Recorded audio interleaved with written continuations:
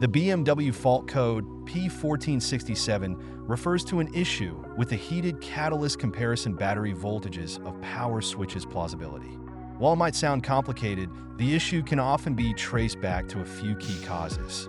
Let's break down what it means and how you can fix it. This code shows up when the car's engine control module detects a problem with the voltages used to control the heated catalyst system. Essentially, the voltages between the power switches don't match what the system expects, triggering the error. Common causes include a faulty heated catalyst circuit, malfunctioning oxygen sensors, issues with power switches, and ECU software glitches. To fix the issue, start by checking for wiring damage. Inspect the wiring harness connected to the heated catalyst for any visible damage like fraying, corrosion, or loose connections. If you find any issues, repair or replace the damaged wiring. Next, test the oxygen sensors using a diagnostic tool to check the functionality of each sensor. If one or more sensors are faulty, replace them with new OEM parts.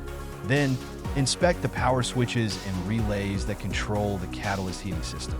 If the relay is sticking or failing to engage properly, replace it and check for corrosion or signs of electrical issues. Sometimes, the P1467 code might persist due to a glitch in the ECU, so try resetting the ECU using a diagnostic tool. This will clear the error and allow the system to recalibrate.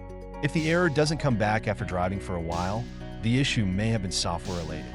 If the code continues to appear, the heated catalyst itself might be faulty. This is usually a more expensive repair, but necessary if the component is no longer functioning as it should. Always use a reliable OBD2 diagnostic scanner to verify the issue before attempting repairs. If you're not comfortable with electrical systems or diagnostics, it's always best to have a professional mechanic take a look.